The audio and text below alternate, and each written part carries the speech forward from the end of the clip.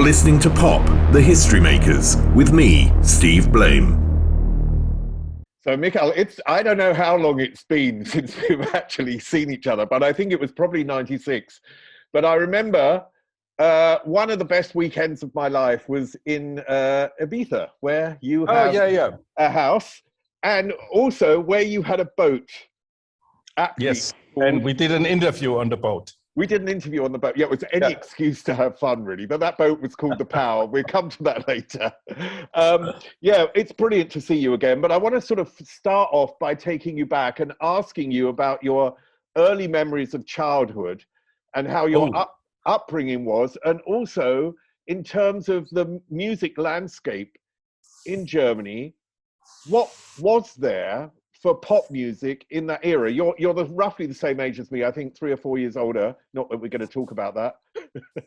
Yeah. So how far you want me to go back? Well, I want to go back to your first memory. I mean, in terms of what your parents listened to, and then of course, what triggered your interest in music? Yeah, my father was a jazz fan. So when I grew up, I was confronted with Stan Getz, Miles Davis. He heard, let's say, some commercial jazz, because somehow there's really weird jazz music existing. So, but I grew up with all these Astrid Gilberto and Dave Brubeck. I don't know, all these jazz music, and I find then when I was 11 or 12, I bought my first record, what was the Elvis Presley record, and my grandfather called it terrible noise. He said this is terrible noise. And and I think later when I must say I was a Beatles fan, I loved the Beatles, I loved the songs and the music. And when the Beatles came out, it was really such a massive a push, because there we could also separate from the other generations, because we had our own music. And like I said, my grandfather, he had a radio at home, and you listen to some stations, and he came in and he immediately turned it away, and he said it's noise, and it's this they called it Gammler. This is people with long hair, so whatever. But were you brought up by your grandfather? No, but yeah, we were spending I think 2-3 years, me and my brother, with my grandparents, because my mother was very sick at this time. And I had a very wild childhood at this time, so we were not really. What's wild? What do you mean wild? Yeah, we were not really educated at this time. My grandmother, she was, I think, 2 boys. It was too much for her. My grandfather, he taught me like like building things. He had some really nice basement with a lot of tools, and he always built something, so I still kept this my whole life, building things together. So everything, from a IKEA closet to the car, I fixed by myself. So building things, I mean, building a track, building music, building everything, probably in to that extent. Do you think that your drive to be successful came from that period? Have you ever thought about where it came from? I think I was, when I started to find other music, there was not so driven by medias, like my very first record, except Beatles, was a Elton John Yellow Brick Road. And this really brought me to much more music. It opened the gate for, very, very wide, music. And then, like I said, you know how it is. You pick out the songs, and then later your neighbor hear it or your friends hear it, but you had it before, and you listened to it before, so you get the feeling that you have some kind of taste, and that you can somehow control yourself. And this was the same when I started DJing. I mean, I went in the 70s to New York, and my friend was a doorman. No, he brought coffee and water to the doorman, so I could get in Studio 54, and I was so impressed by these disco vibes. How old were you? How old were you at that time? I was 24. So you were a 24-year-old guy from Germany. I'm not going to say you were green, as in, but you know, I mean, 24. You come from Germany. You go to New York, and you go into Studio 54. It must have been a bit of a shock. Yeah, I mean, it was wow. You know, sometimes things happen so fast, so you take it as normal. You know, we lived at 80th Street. You could not go to Central Park. You could not go two or three streets further. But if you went down, there was a complete new life going on. You know, and I think at this time, all the disco vibes, everything came. So I left New York and I went to Israel, to Tel Aviv, and I met some guy. He had a piano bar. And I told him, I said, wow, this place is so cool. We could make a nice club here. And he said, what is a club? What is a disco? And I said, yeah, people spinning records and dancing. And he asked me, are there girls coming? And I said, yes, there are tons of girls coming. And so he decided, you know, let me change the bar into a disco club. And it was very successful. It was the very first disco in Tel Aviv. Never before people heard something. It was super successful. I brought a lot of Studio 54 vibes there, like Doorman, like really crazy door. So people had never an idea why they could not get it. So I learned this from Studio 54, that there can't be a system. You know, they just let people in or not. So people was always confused. I thought, okay, maybe I have to change the dress. Maybe I have to do this, but it was just, you know, the idea was to make them want to be there, want to come there. And when I came back from, so I started spinning for the first time in my own club at this time. And it was a very What music did you play back then? Oh, at the Copacabana, Barry Manilow, you know, all these party music, all these music, people were just, you know, building lines and was jumping to the club and everything. There was, every day was a major party. And and then sadly, there was some terror attacks happening. So I left Tel Aviv, sold a part of my club, and I came to Germany. And at this time, they just opened Dorian Gray. This was this club. Okay, I'll come to, because that's probably the point where you met Luca Anzilotti. Okay. But I just want to mention, you mentioned Elton John and Goodbye Yellow Brick Road. And Elton, at that point, was quite experimental on his albums. There was music of very different style. It wasn't just the mainstream Elton hits. It had things like Funeral for a Friend, or, you know, he had music on his albums which was very different. Was that something that also influenced you, this idea that the sounds could be very different and they didn't have to be just conventional? No, I think what I was so impressed of was the songwriting, you know, and to the way he wrote the song and the way the lyrics fit to the music and everything was, for me, very perfect. And also, look, if you look to Beatles, the songs are pretty much the same. About love, they have these nice harmonies, they are, you know, and you have, but Elton John, he had this different music on one album, different songs, what triggers completely different emotions, you know, and that's why I was very impressed about this situation. And then, so, yeah. And also that was a partnership. That was, you know, Elton John as writing the songs and Bernie Taupin writing the lyrics. So let's take you to Germany, and your partner, Luca Anzilotti, in music. I presume you met him in Dorian Gray. Can you describe Dorian Gray to me, first of all? It was, I think, for Germany or for Europe, it was really disco time. I mean, look, now everybody grow up with dancing, with clubs, with spinning, but at this time, everybody made the same experience at the same time. Even if you was 18, it was 40, it was 30, it was the first time you lived disco time. And that's why it was so massive. You know, it was for everybody something, you get addicted. You just go there and the vibes, and they had a brilliant sound system from the same guy who did the sound system in Studio 54. They also saw Studio 54 and they did a copy. Not that big, not that high, but it was really, really massive. And I remember when we came there for the first time, we saw people standing around the corner and was looking around the corner, and we were thinking, what are they doing there? And we find out that they was checking the doorman, and they wanted to find out in what kind of mood they are, because, and then they really need some courage to go there because they was afraid to send away.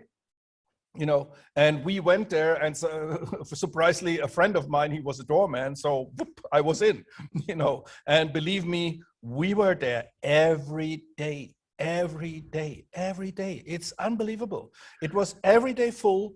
It was everyday party, and you could not have something better in your life at this time. All my friends, the girls and the boys, everybody was there.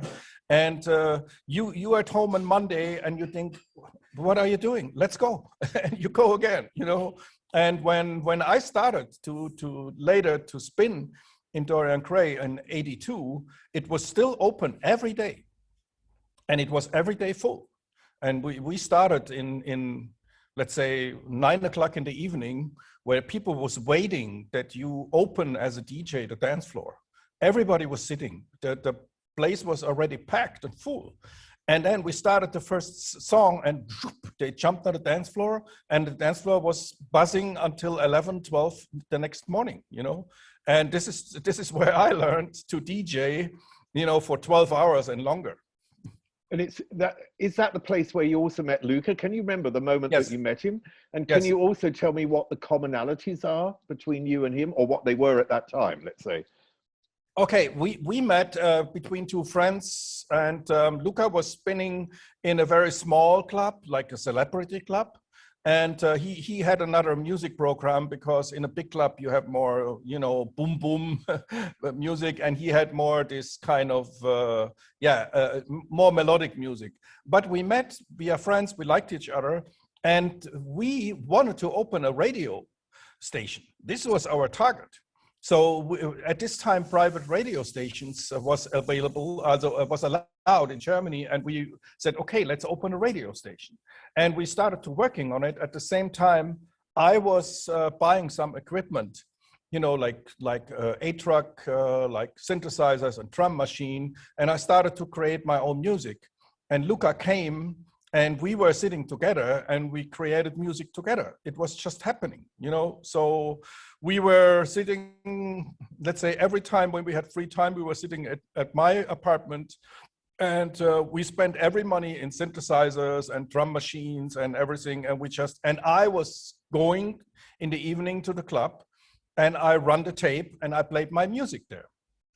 You know, it was really, so you have a feeling, and it was often happened that people came and they asked me, and they said, what did you play there just now? You know, and as a DJ, you know, when people ask you what you're playing, that they like it and they want to buy it, you know. So when was the moment that the DJ became a producer? Was there a particular moment, or did that really sort of just cross naturally from one to the other? No, it was a decision. I mean, we started in '86. We met Sven Fate, and we hang out together. He was also, I gave him some kind of platform in Dorian Gray. He was spinning in the small club. I was making, so he was becoming somehow famous in Frankfurt. Good looking guy, funny, good dancer. And we said, come on, let's make a record together, and you will be the star.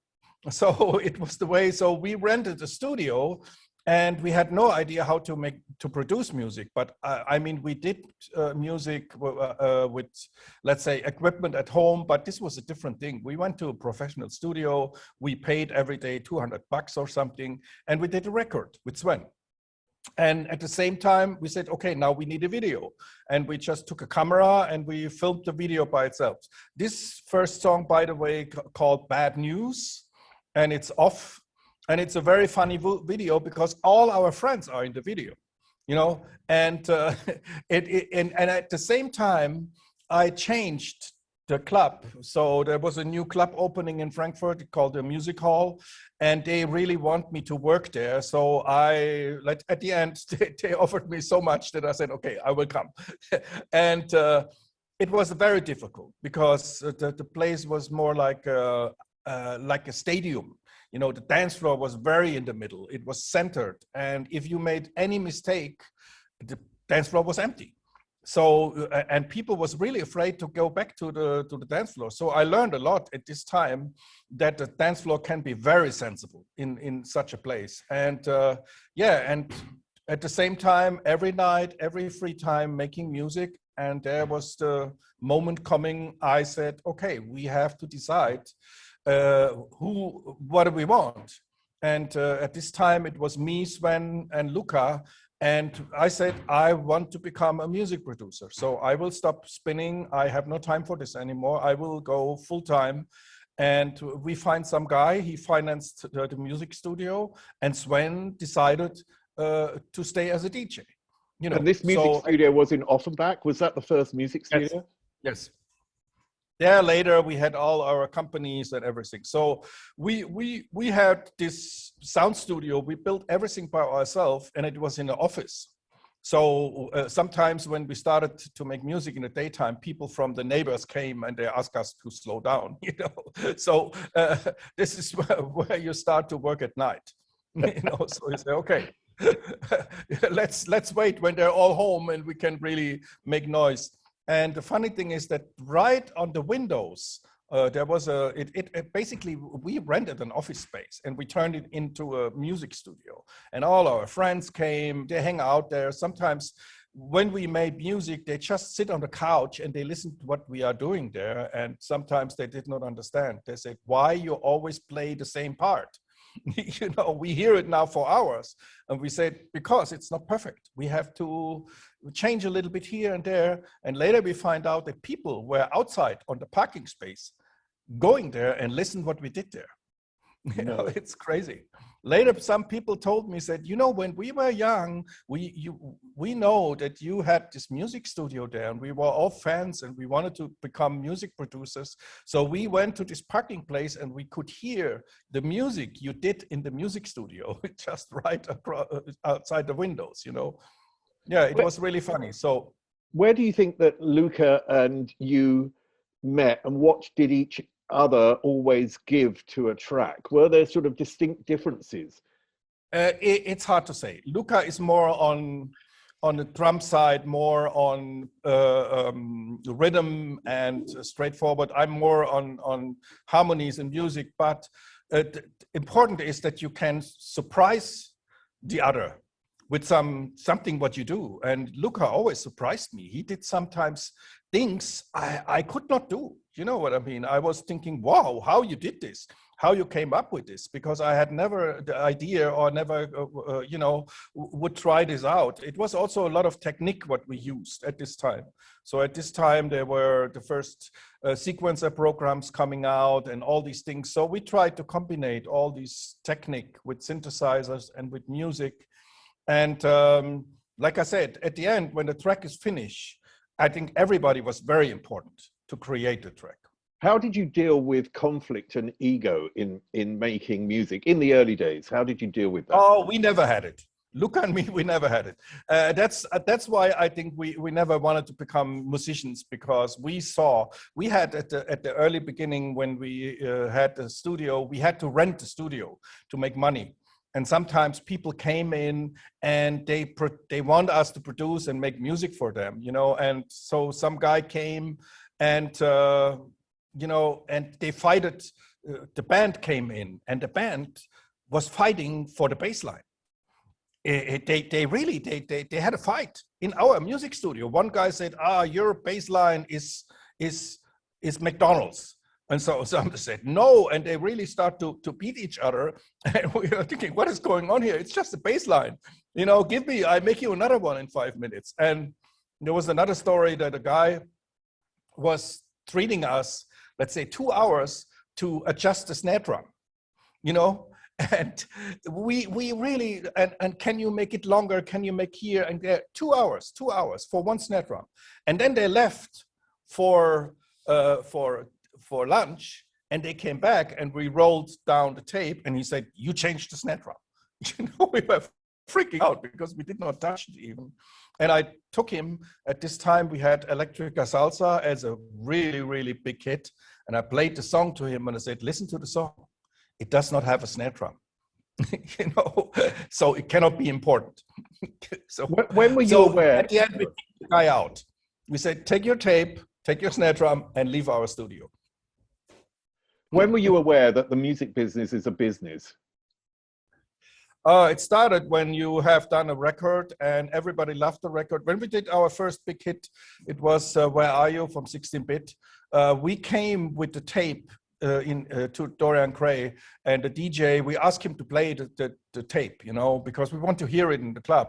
And suddenly it was really like, it was magic. Everybody went to the dance floor. It was crazy.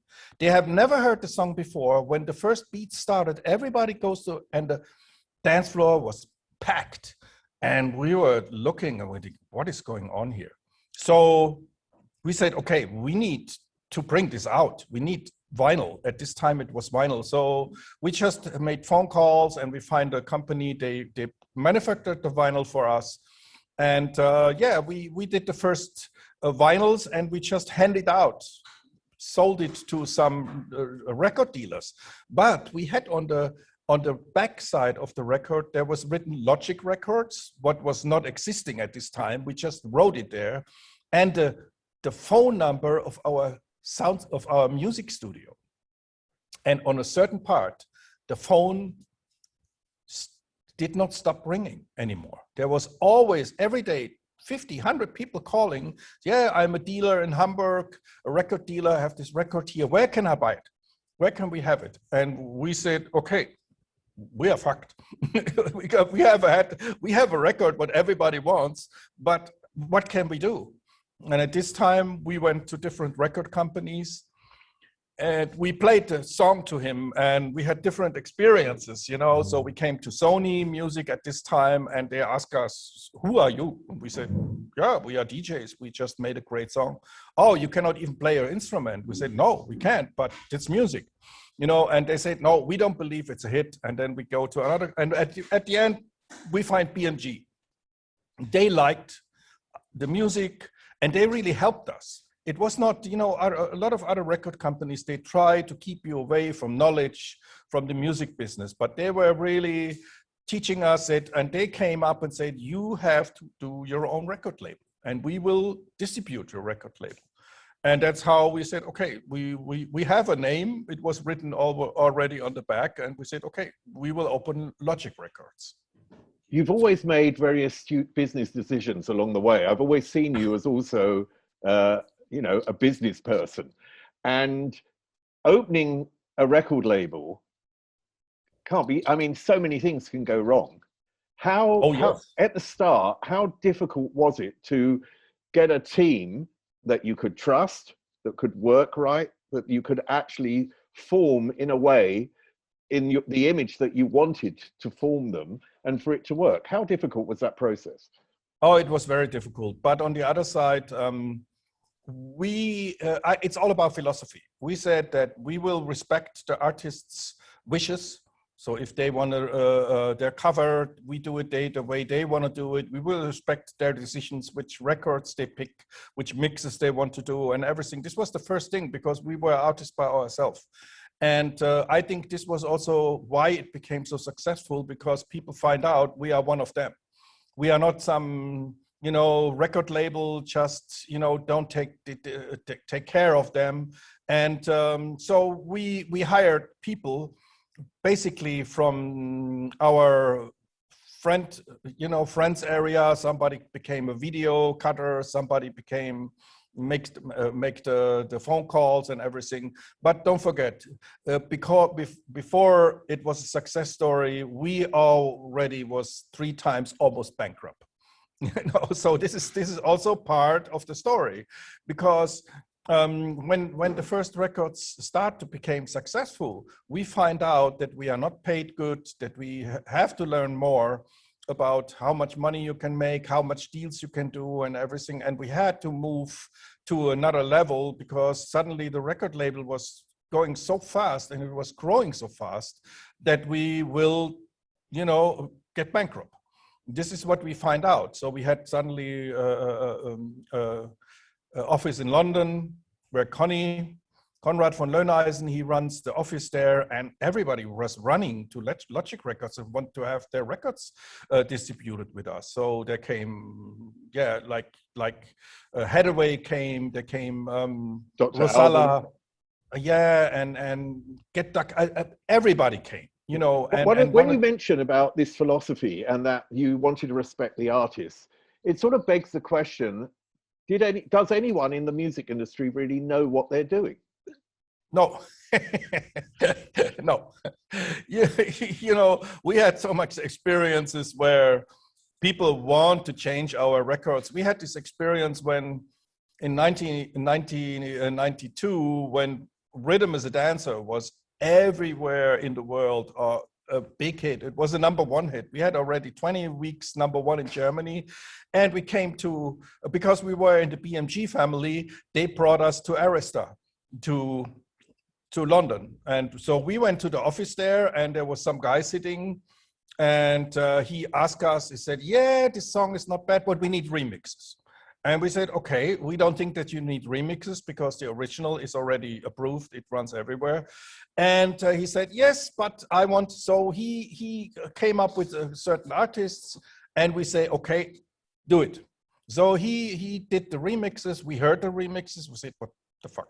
So we said, what a shit. You know, this is the problem when some remixers want to put their ego in other people's music. You know, I did as a remixer always, I served the record. I have to remix. So I was always be careful that I'm not killing the vibes and everything. So whatever, the record, they had their mixes. We said, okay, you can take this. And then they show us the track listing. At this time, it was vinyl. So it had a B side. And we had an A on the B side. And the A side was the remix. And on the B side was the original. And we said, this is not going to happen. The original will be on the A side. And the remix will be on the B side. And it started a really big discussion. You know, it was going on for, I don't know, 2-3 weeks. And they did not want to release the record. So at the end, we wrote a fax. No, it was a telex at this time, whatever. And we said, if they're not releasing the record like we want it, we will go to another record company. You know, and okay, so under pressure, they released, and it became the most selling record in 1992 in the UK. You know, and this is what I said, this is music business.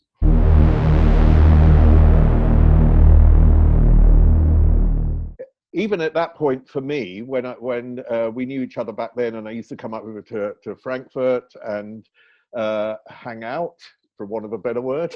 Yeah, we had some nice Italian and restaurant to go. Exactly. But one of the things that really it made me think of, and I interviewed Martin Ware the other day from Heaven 17, and you remember the British Electric Foundation in '82, I think it was, and where he brought a load of artists together and they sang the songs that he and his partner back then produced for British Electric Foundation. And for me, Logic Records was had a little bit of that in a way, that there was you and Luca as the center, the focus, the producers, and there were all these artists either hanging around. You know, Moses was there, Moses P. Was Rico Sparks there as well, I think? Yes. And then, of course, the other people that the record company brought in, or they wanted to work with you.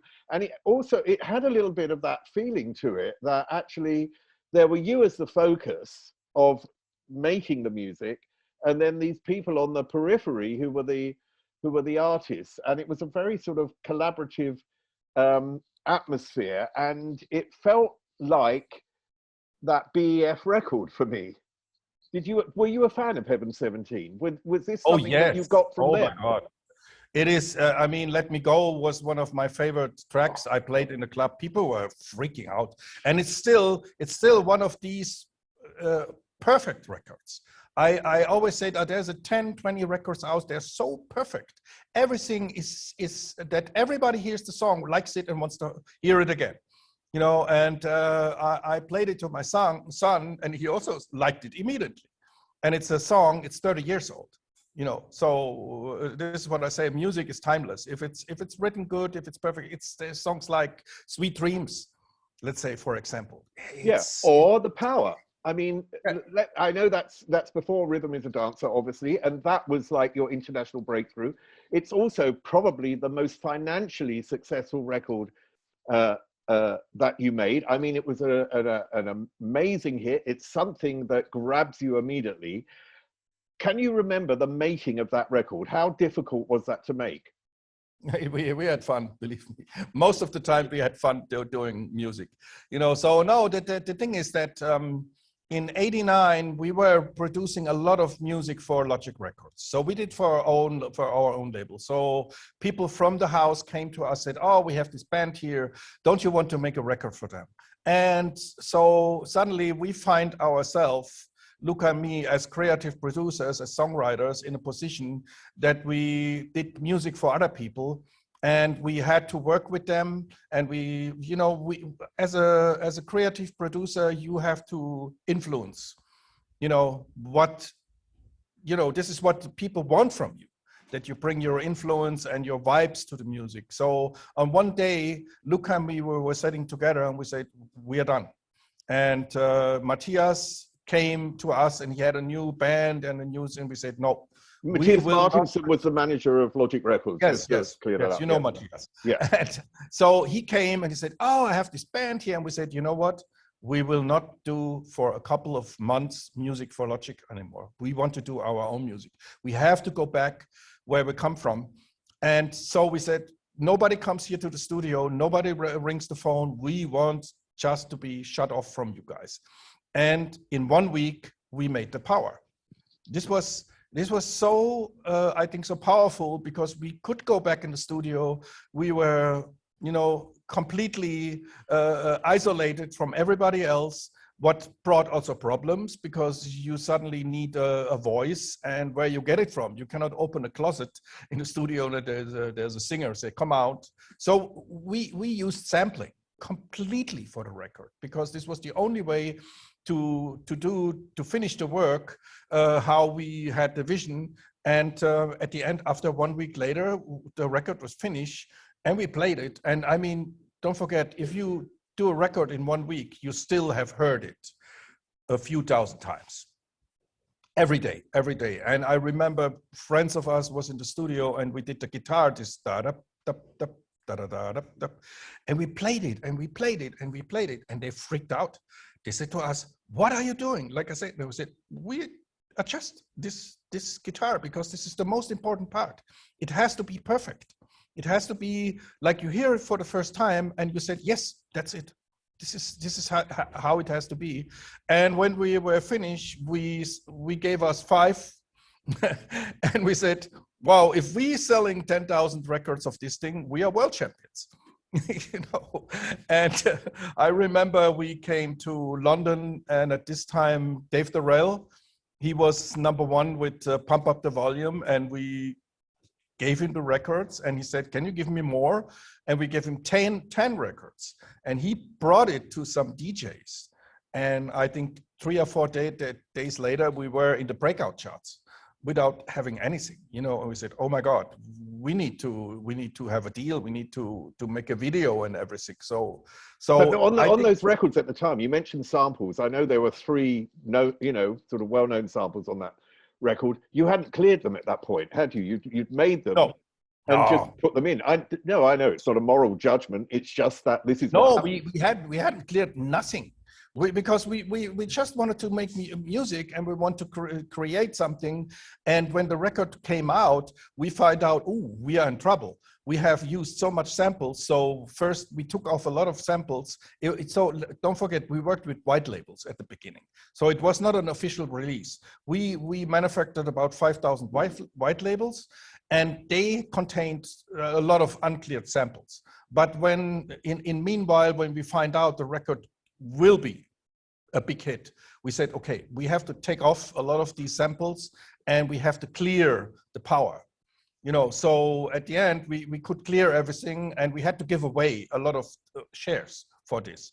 But like I said, it is still, Power is still one of the most used records for advertising.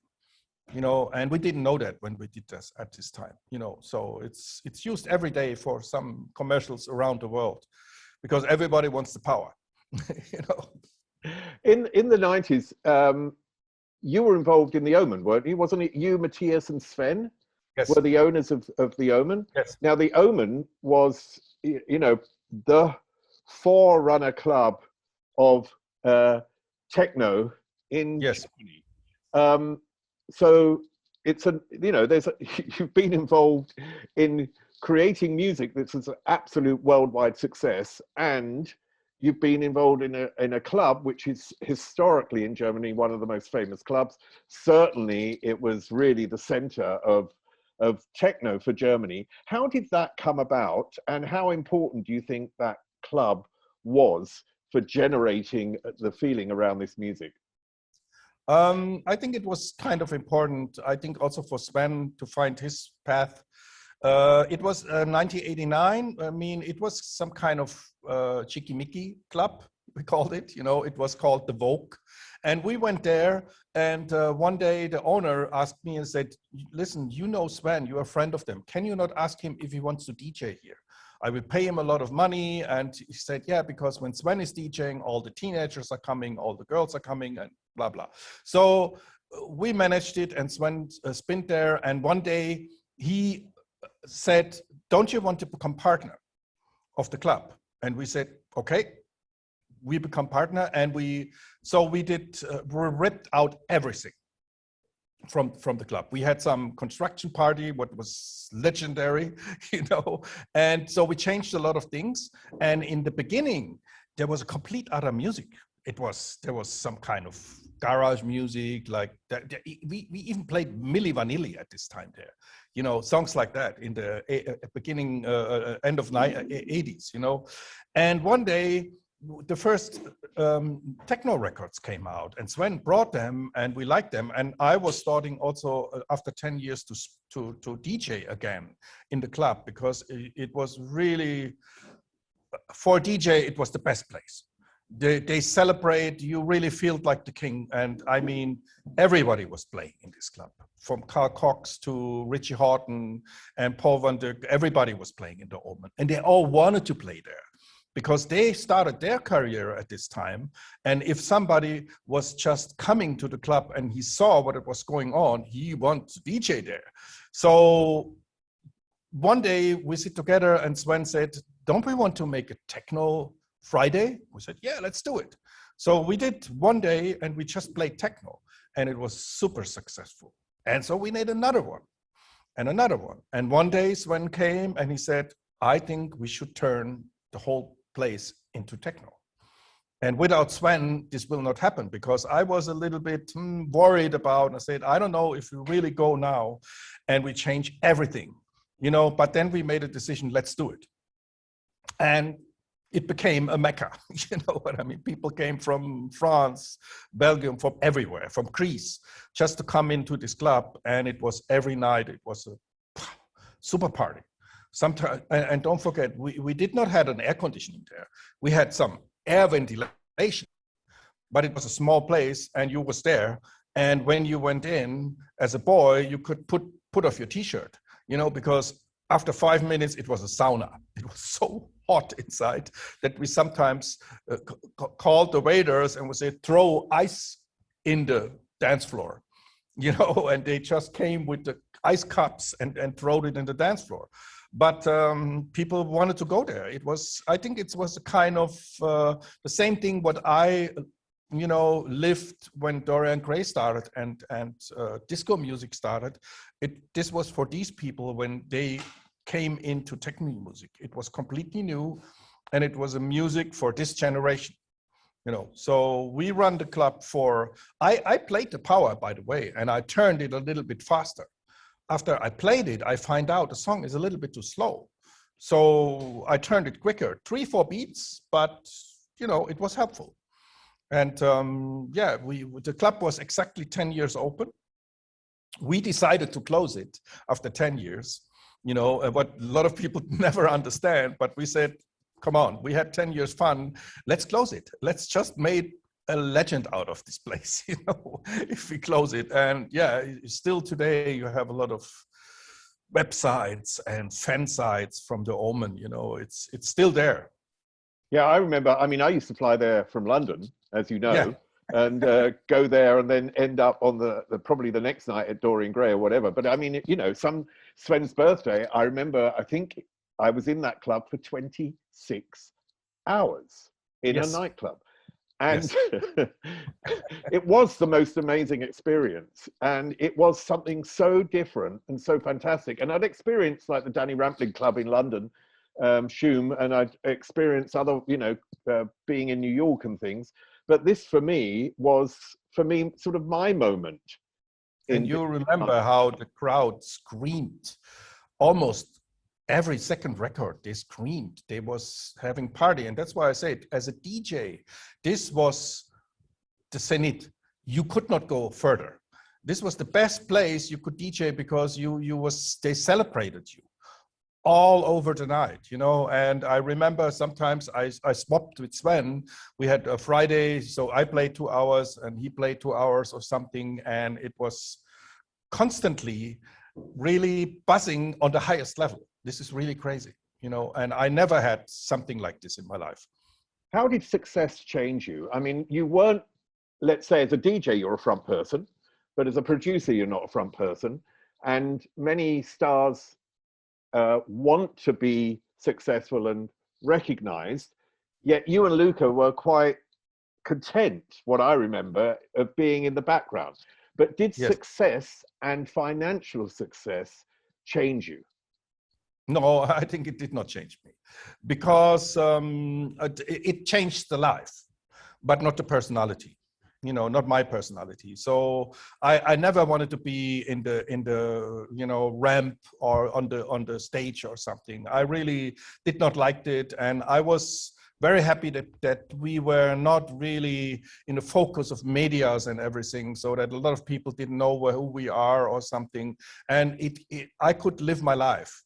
I could go everywhere. I moved to Ibiza in the 90s. I bought a house there and I really had a great time.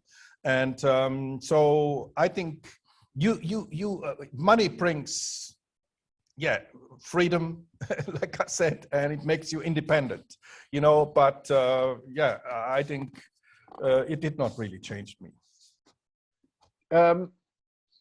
Logic Records was sold at a certain point and you moved on, and it was in the I think it was 96, where you started this motion graphic company to make videos and to continue making music. And you sold Logic Records and you moved into this new era. It was the mid-90s, which was at the same time as being the absolute pinnacle of MTV in the video, you know, where videos cost an absolute fortune, and that was the moment. It was also the beginning and the end of the video, and you went into that area.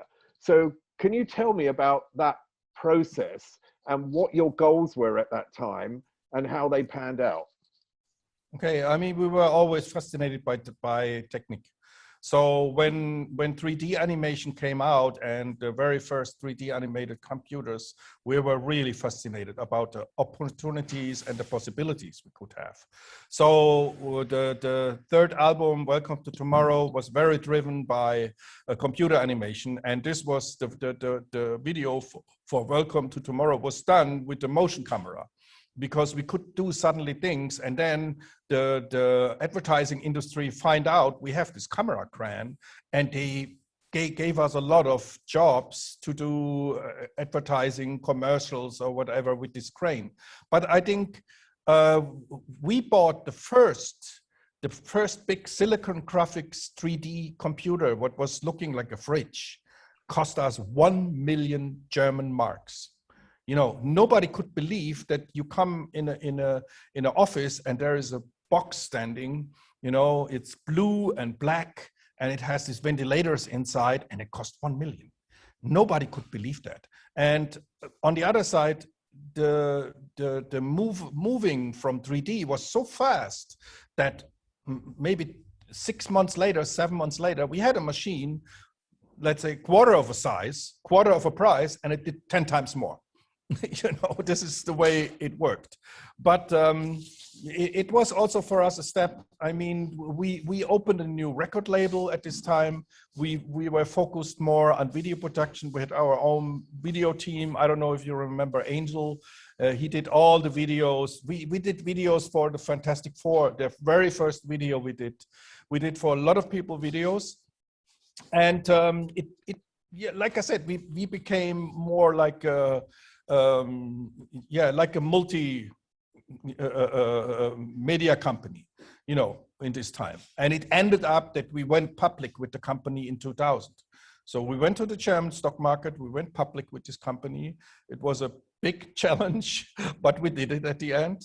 And so it became a really, really big company, and we did movies and TV shows in America, but the fun was going away. You know how it is. It was suddenly something you did not want when you started it, you know. So we stepped out in 2003 of the company, and we turned and we said, okay, we have to go, we have to find something new. And what did you find? Cryptocurrency. I started in 2011, mine with my Macintosh computer at home, the first Bitcoin. And I was absolutely fascinated by the idea and everything. And we stepped in. I have a project. It's also related to cryptocurrency with the app and everything. So we stepped in a complete, I stepped in. I did it really alone. I mean, at this time, so after 2000, I was not really, let's say, motivated to sit in the studio every day for 10 hours. You cannot do this one day. And I think this is the only way it works. If you want to be successful in the music business, you have to invest your life in it. And, you know, I had kids and everything. So I slowed down a little bit. And I find cryptocurrencies and a lot of projects around this, and I'm still there in these days. So music is still one of my biggest passions, but it's not part of my life anymore, you know. I mean, as I said, sort of during this interview, you've always made amazing, astounding business decisions from the moment you started, even, you know, stepping out of the Omen, selling Logic Records, putting the multimedia company on the stock market, and you seem to have made really fantastic business decisions along the way that many people who worked in the music industry haven't. Why do you think you've been the person to be able to do that? What is it that you have that others don't? Yeah, I think it's a combination of to be very logical and to be creative at the same time, because to run business means you have to be creative. This is very important, you know, and I think the most important thing is you have to go for something. This is what I have learned in a very early time, that you have a vision and you have to go for the vision. You cannot go for 5 visions. This is what a lot of people do. They like this, they like that, and like that. I always concentrated on one thing, and I was going for it for a long time. And then one day I changed. I went away, I did something new, you know, but I think it's basically, it's the challenge that and we always did new things. You know what I mean? I think this is what triggers me. I'm, you know, I don't want to do things that they're done before. And when we start to do music, we used tools in a way nobody used it before. Sequencers, synthesizers, all the combinations, what we did, you know, I mean, people did it before, but always they came in the 80s to us and said, your sound is the best. You have the best sound, you know, and we said, yeah, because we work day and night and we are trying to find new things, you know, and this is, I think, what drives me my whole life. I'm interested to find new things. Did you keep the sequencers and the equipment from your first studio? Did you keep that, and what is it? Yeah. Where is it? We have a big warehouse where we have, I think, the very first computer, the very first synthesizer, the very first sampler, everything is there.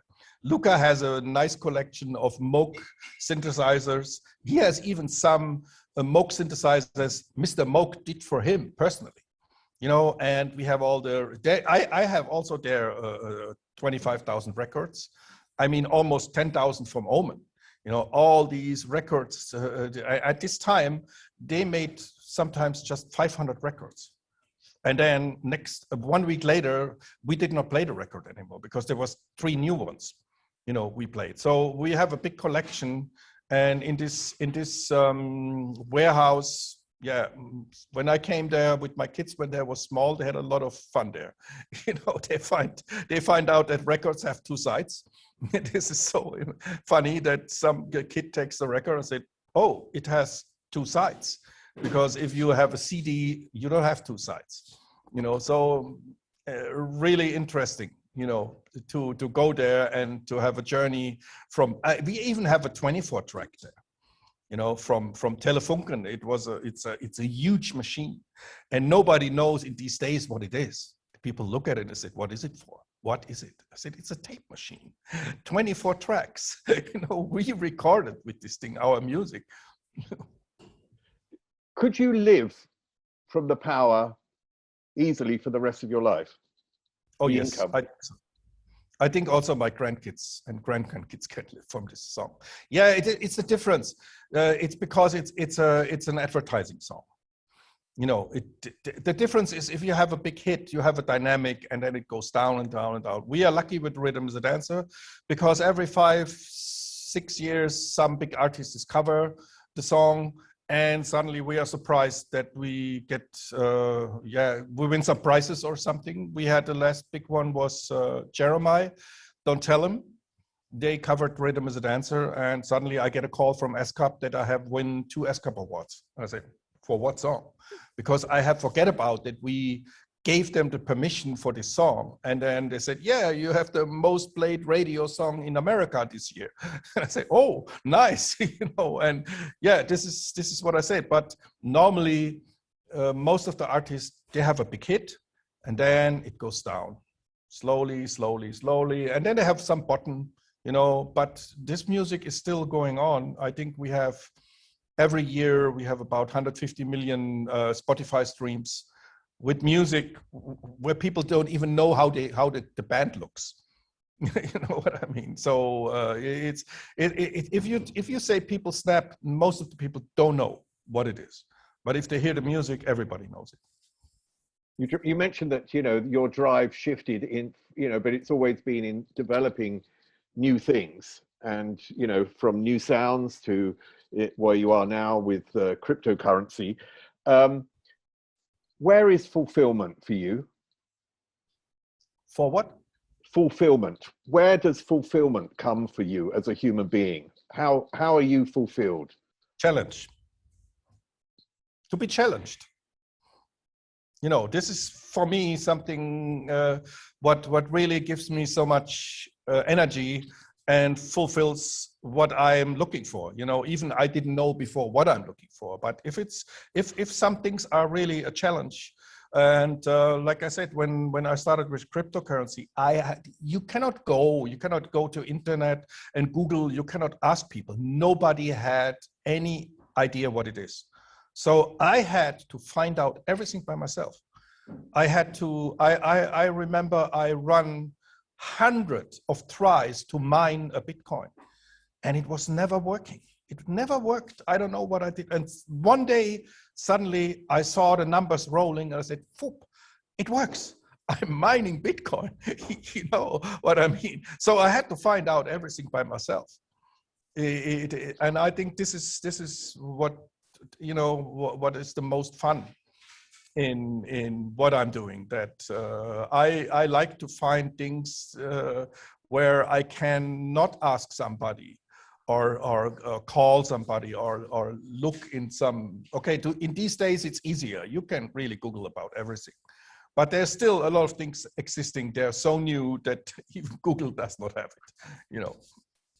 That's brilliant. Listen, Michael, thanks so much. I mean, what I love about your story is that it is a rolling success story, and it's a story that isn't a story of success back then and only looking back in your life. It's a story of looking forward from today as well.